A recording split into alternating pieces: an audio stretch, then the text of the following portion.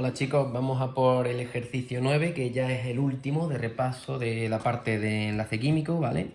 Y tiene tres apartados. En el primero nos pregunta que si una molécula de tipo AB2 siempre es lineal. Bueno, una molécula tipo AB2 es una molécula en la que existe un átomo de un elemento y luego dos átomos de un elemento distinto.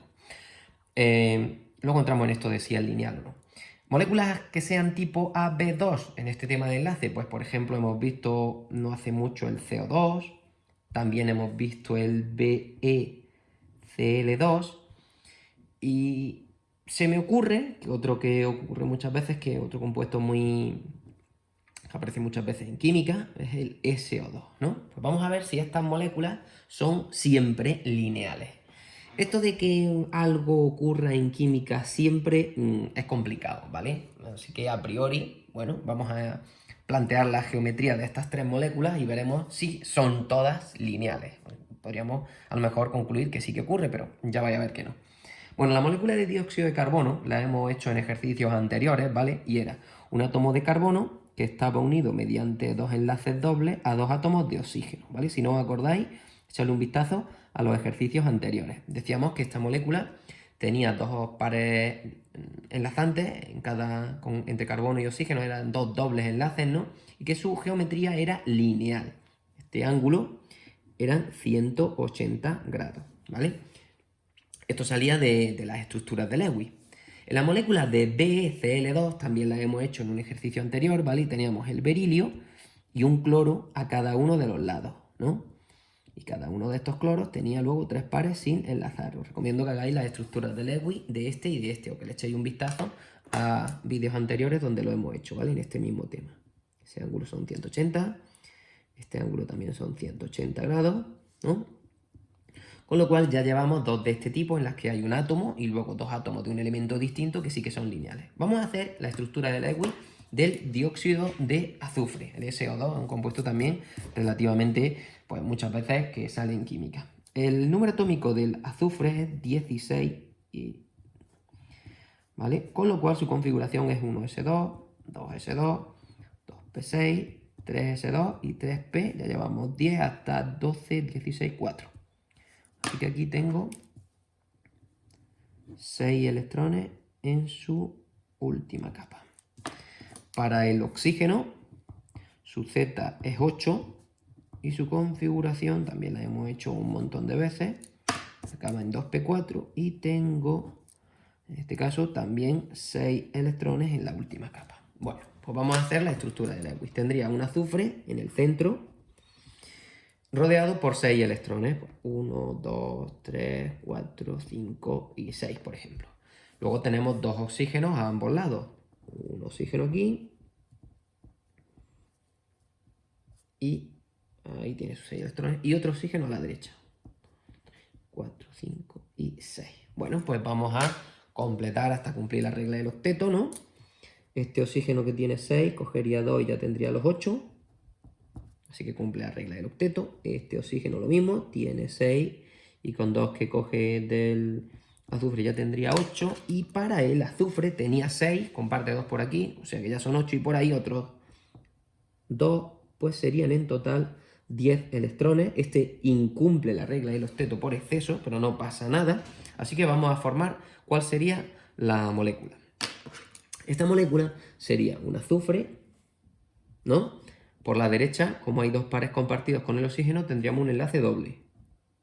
Uno ahí y otro ahí, con ese oxígeno. Y por la izquierda, o un par y otro par, otro enlace doble, ¿no?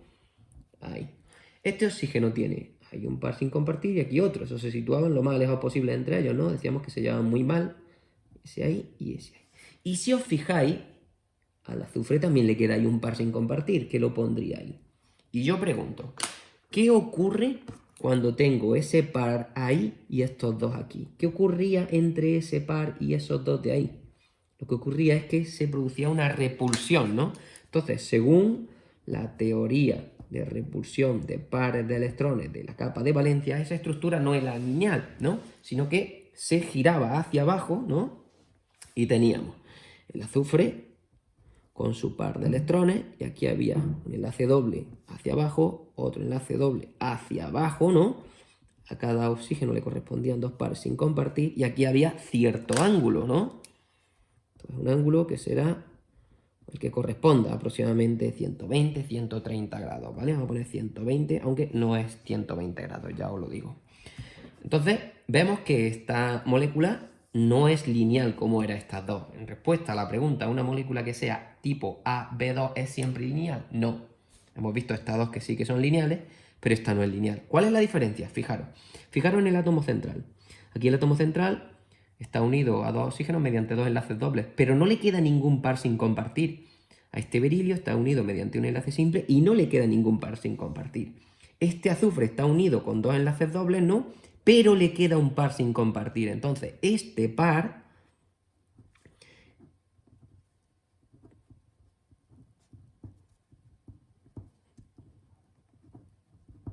ese par de electrones sin compartir es el que hace que la molécula se vuelva angular, tenga en vez de geometría lineal, geometría angular, ¿no? Así que no siempre va a ocurrir esto de que este tipo de moléculas tienen geometría lineal. Bueno, vamos a sacar la plastilina. Hicimos este, ¿verdad? Que era BeCl2, lo tengo ahí todavía del vídeo anterior. Era un átomo de berilio con dos cloros. Vamos a hacer el dióxido de carbono, que creo que no lo he hecho. Para el dióxido de carbono necesito, pongo por aquí, dos oxígenos. Y este, por ejemplo, va a ser el carbono, ¿de acuerdo? Tendríamos el carbono y los dos oxígenos. No están hechos a escala, ¿vale? El oxígeno tendría que ser un poquito más pequeño, pero bueno, por no andar enredando ahora, tendríamos un enlace doble, ¿de acuerdo? Unido a este oxígeno, por ahí, y otro enlace doble unido con el otro oxígeno por el otro lado, ¿no?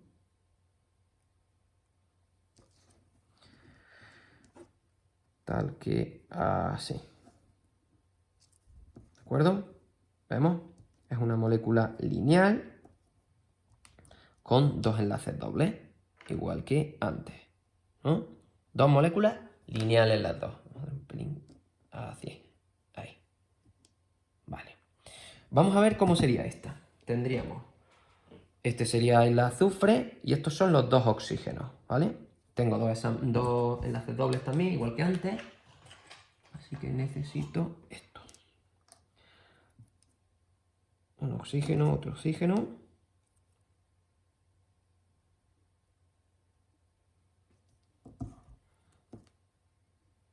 Un oxígeno por ahí. El otro. Vale. ¿Y quién es el culpable? Este par de electrones sin compartir que se queda aquí en un orbital es el responsable de que la molécula tenga cierto ángulo, ¿de acuerdo? Ahí. Y aquí. ¿Veis? Esta es la situación. Vamos aquí. Se ven bien. Vale. Mirad. Este par de electrones que está aquí en un orbital, en este orbital de aquí arriba, es el que repele a estos dos y la estructura se dobla hacia abajo como aquí. Como aquí en el carbono no hay nada, aquí en este átomo de carbono no hay ningún par de electrones por aquí que vaya a doblar esto hacia abajo, ¿vale? Pues la molécula es lineal. En cambio aquí este par repele a estos dos pares enlazantes, estos dos y la molécula se gira a cierto ángulo, ¿de acuerdo? Entonces, no siempre una molécula AB2 es lineal, depende. ¿Y de qué depende? Pues básicamente en este caso depende de que en el átomo central no exista ningún par sin compartir. Si no existen pares sin compartir, tenemos 180 grados, geometría lineal. ¿Que existe uno o más pares sin compartir? Pues ya no tendríamos geometría lineal, serían aproximadamente 120, 130, 110, depende de la geometría, ¿vale? Bueno, vamos con el siguiente. Esto me lo dejo por aquí, por si hay alguna consulta. Y sí, bueno, vamos a por el apartado B. Me pregunta, este ejercicio es de enlace iónico, esto es enlace covalente, este es de enlace iónico. Me pregunta que si, ¿cuál de estos dos, si el yoduro de cesio o el óxido de calcio tienen mayor temperatura de fusión. Bueno, ¿qué era lo que indicaba cuál era mayor o menor temperatura de fusión en enlace iónico? ¿Vale? Estamos en enlace iónico. Vale, había una expresión, que yo no me recuerdo, pero recuerdo que la energía que mantenía unida a estos iones se llamaba energía reticular, ¿vale? Se representaba con una U. Y era función, recordad que este signo alfa que ponía indicaba que era directamente proporcional a una constante, ¿vale? Que era un valor constante, y el producto de las cargas del anión y del catión, QC más por Q a menos, carga de anión y del catión, dividido entre la distancia que separaba a los dos iones. ¿Cómo cuantificábamos esta distancia? Pues si decíamos que estos dos iones estaban unidos, dependiendo del tamaño de esos iones, pues de eso dependía esta sustancia. Acordado, el cesio es de los iones más grandes, ¿vale? CS menos. He puesto Cl. CS.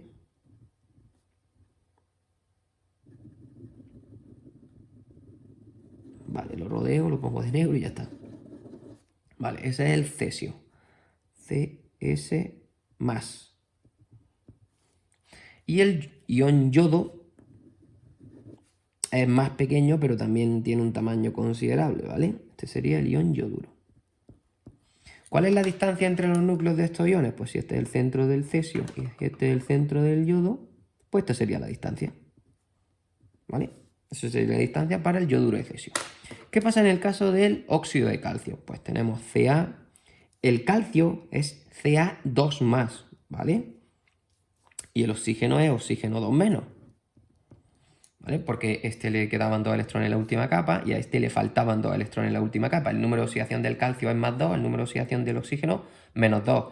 Cesio +1, yoduro -1, ¿no? Entonces el calcio sería tal que así, pequeñillo.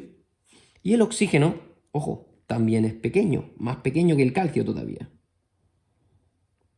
¿Vale? De manera que la distancia entre calcio y oxígeno sería esto. Eso es la distancia para el yoduro de cesio y esta es la distancia para el óxido de calcio. Pero no solo eso. Fijaros que en el caso del yoduro de cesio esto va a ser 1 por 1, mientras que en el óxido de calcio esto va a ser 2 por 2. El producto de las cargas es el doble. Entonces, si el producto de las cargas es el doble y la distancia es más pequeña, eso implica que la energía reticular del CaO es mucho mayor que la energía reticular del CSI, ¿no? Porque el producto de sus cargas es más pequeño y además su distancia es mayor, ¿vale? Estoy dividiendo entre un número más grande y el numerador es más pequeño. En este caso, el numerador es más grande y el denominador es más pequeño. Así que me sale que esta energía reticular es mucho mayor que esa. Entonces, si la energía reticular es más grande, los iones calcio y oxígeno estarán unidos más fuertemente, ¿no? Que en el caso de los iones yoduro y cesio. Entonces, la temperatura de fusión del óxido de calcio es mucho mayor que la temperatura de fusión del yoduro de cesio. Podéis buscarla tranquilamente en Google, veréis cómo esta es mucho mayor que esta otra, ¿vale? Yo no me la sé, pero ya os digo que va a ser muchísimo mayor. Ese es el motivo, porque el producto de las cargas entre el denominador es un número mayor para el óxido de calcio que para el yoduro de cesio, ¿vale? Bueno, vamos con el siguiente, que este lo hacemos muy rápido porque lo hemos hecho un montón de veces. Dice que pongamos o que indiquemos una molécula, pone un ejemplo de una molécula con un átomo de nitrógeno, hibridación sp2. Bueno, sabéis que la sp3, perdón. Sabéis que la hibridación sp3 se produce cuando tenemos aproximadamente unos 109 grados de ángulo, ¿no? Y decíamos en los compuestos orgánicos que era enlace sencillo, en los inorgánicos no es tan sencillo, pero vamos a poner un compuesto orgánico y un compuesto inorgánico, de los dos. Entonces, ¿dónde tenemos enlaces que formen aproximadamente 109 grados con nitrógeno? Pues el ejemplo más sencillo es el amoníaco. En el amoníaco, ¿vale? Formábamos esta estructura, ¿no? Nitrógeno, con 3 hidrógenos. Decíamos que este ángulo era aproximadamente unos 107 grados, ¿no? Y esto era geometría piramidal trigonal, ¿no? Así que ahí tenemos un ejemplo en el que el nitrógeno tiene hibridación sp3. Vamos a poner también, además, un compuesto orgánico. Esto sería para inorgánica. Justificarlo. Aquí justificáis que el ángulo es 107 grados, como sus enlaces forman una pirámide trigonal, ¿vale? Y por tanto es una hibridación sp3. Si queréis podéis contar cómo se produce la hibridación sp3. Ahora un ejemplo en el que también tenga el nitrógeno hibridación sp3, pero un compuesto orgánico. Pensad en una amina, ¿vale? Aquí amoníaco. Y aquí una amina. Por ejemplo, una muy sencilla, la metilamina. ¿Cómo es la metilamina? CH3NH2, ¿no? Si os dais cuenta es exactamente lo mismo. Lo único que hacemos es cambiar un hidrógeno por un CH3. Si yo desarrollo esta molécula sería... Si hacemos la estructura semidesarrollada, poníamos esto, ¿verdad? En orgánica. CH3NHH, ¿no? Pero este nitrógeno no lo pintamos nunca, pero tiene un par sin compartir, ese par sin compartir. De tal manera que esa molécula es así. Aquí tendría el CH3, aquí tengo la H, aquí tengo la H. Aquí estos ángulos no son exactamente 107 grados porque esta molécula no es simétrica como esta. Simétrica ni en la parte de abajo, ¿vale? Que no es simétrica. Es decir, no tengo hidrógeno, hidrógeno, hidrógeno, es a lo que me refiero. Entonces, esta molécula, el nitrógeno también tiene hibridación sp3. ¿Por qué? Porque los enlaces entre el nitrógeno y esos dos hidrógenos y el carbono son enlaces simples. Así que podéis poner este ejemplo de compuesto orgánico en el que el nitrógeno tiene hibridación sp3. ¿De acuerdo? Bueno, con eso terminamos el ejercicio número 9 y el repaso de la química, del enlace químico, ¿vale? Lo más importante del enlace químico es que dominéis el tema de las propiedades, que dominéis las propiedades de los compuestos iónicos, covalentes, ¿vale? Metálicos también a veces, y de los cristales covalentes también, del grafito y del diamante. Asimismo también tenéis que controlar el tema de las estructuras de Lewis, ¿vale? Todo esto que hemos sacado, la geometría de las moléculas que nos daba la repulsión, la teoría de repulsión de pares de electrones de la capa de valencia y la hibridación. Lo mejor es haceros un esquema con todos los tipos de hibridaciones, lo hemos visto en un ejercicio, SP3, SP2 y SP, y de ahí razonarlo, ¿vale? Que es fácil. Bueno, nos vemos en el siguiente tema, que ya será el último. Venga, que ya no nos queda nada.